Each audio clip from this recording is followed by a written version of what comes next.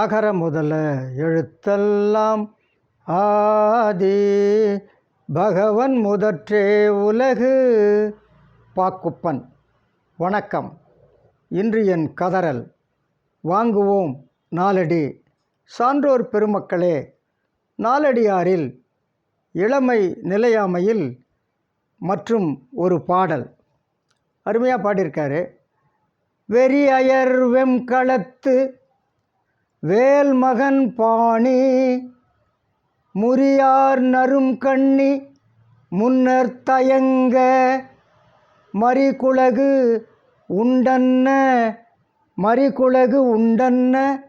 மன்னா மகிழ்ச்சி அறிவுடையாளர் கண்ணில்.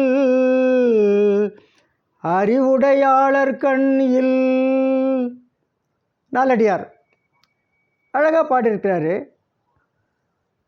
ஆவேசம் பொங்கி ஆடுகின்ற பலிக்களத்தில் வேலேந்திய பூசாரியின் கையில் அசைந்து ஆடுகின்ற இளம் தளிர் பொருந்திய நல்ல மாலையை இளம் ஆட்டுக்குட்டி தனக்கு இறை என்று மகிழ்ந்து உண்பது போன்ற அந்த நிலையில்லாத மகிழ்ச்சி, மன்னா மகிழ்ச்சி, அந்த நிலையில்லாத மகிழ்ச்சி அறிவுடையாரிடம் இல்லை.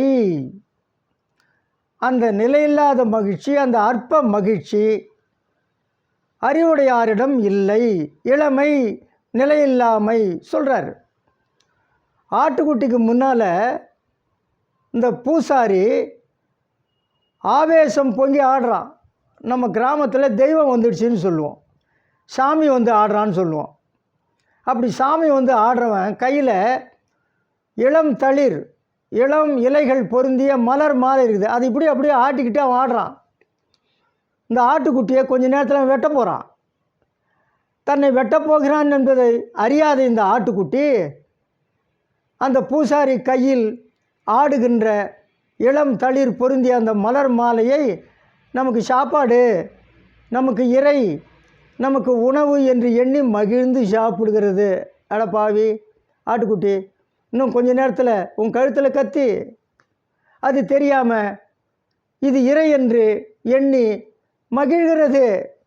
அது நிலையில்லாத மகிழ்ச்சி, தெரியல ஆட்டுக்குட்டிக்கு.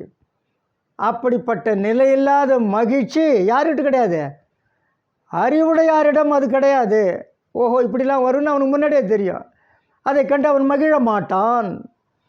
ஆக இளமை நிலையாமையை இப்படியும் நாலடியாரில் மிக அழகாக சொல்கிறார். ஆக இதெல்லாம் சொல்வதன் காரணம் நாம் அறச்செயல்களை விரைந்து செய்துவிட வேண்டும் என்று. இந்த பாட்டுக்கு தொடர்புடையது ஐயா பேரறிஞர் சதீசலன் ஐயா, பட்டிமன்ற பேச்சாளர் ஐயா இப்பொழுது நம்முடைய இல்லை. அவர் சில கூட்டங்களில் சொல்ல நான் கேட்டிருக்கிறேன். இதே கருத்தை அவர் சொல்லுவார். ஒருத்தன் காட்டு வழியாக போயிட்டுருக்கான், புலி துரத்துது, ஓடி போய் ஒரு பாழுங்கிணற்றில் விழுந்துடுறான். படிக்கட்டெலாம் எதுவும் இல்லை, தண்ணியும் இல்லை அந்த கிணத்துல. விழுறப்போ பாதியில் ஒரு மரத்துடைய வேரை பிடிச்சிட்டு தொங்குறான். கீழே பார்த்தா ஒரு நல்ல பாம்பு படம் எடுத்துக்கிட்டு சீக்கிரம் வாப்பா உன்னை நான் கடிக்கிறேன்னு சொல்லுது. மேலே பார்த்தா புலி, மேலே ஏறி வாப்பா நான் உன்னை கடிக்கிறேன்னு சொல்லுது புலி. மேலே புலி போக முடியாது, கீழே பாம்பு குதிக்கவும் முடியாது. இடையில் வேரை பிடிச்சிட்டு தொங்குறான். அந்த வேரை மேலேருந்து ஒரு எலி கொஞ்சம் கொஞ்சமாக கடிச்சிக்கிட்டே வருது. இன்னும் கொஞ்ச நேரத்தில் அது கடிச்சு முடிச்சிச்சுன்னா இவன் பொத்துன்னு கீழே விழுவான், நல்ல பாம்பு அவனை கடிக்கும். அப்படிப்பட்ட இக்கட்டான சூழல். மேலே புலி, கீழே பாம்பு, பிடிச்சிட்ருக்கிற வேற எலி கடிச்சிக்கிட்டே வருது. எப்போ சாவான் எப்போ விழுவான் தெரியாது.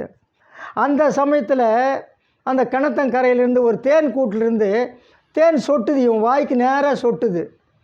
அந்த தேனை இவன் மகிழ்ந்து சுவைக்கிறான். எப்போ? இன்னும் கொஞ்ச நேரத்தில் சாவ போகிறான். அப்பொழுது அவன் அந்த சொட்டுகின்ற தேனை மகிழ்ந்து சுவைக்கிறான், இந்த ஆட்டுக்குட்டி போல. ஆக இளமை நிலை இல்லாதது, சாவர சமயத்தில் கூட மகிழ்ச்சியாக இருக்கிறான் பாருங்கள். ஆக தான் சாகப் போகிறோம் என்பதை உணராமல் அப்படியெல்லாம் இந்த அற்ப மகிழ்ச்சியை நாம் கொண்டாடக்கூடாது என்பதுதான் இளமை நிலையில்லாதது என்பதைத்தான் இந்த நாலடியார் பாடலை நமக்கு எடுத்து சொல்லுகிறது. அப்படி நாம் நடப்போமா?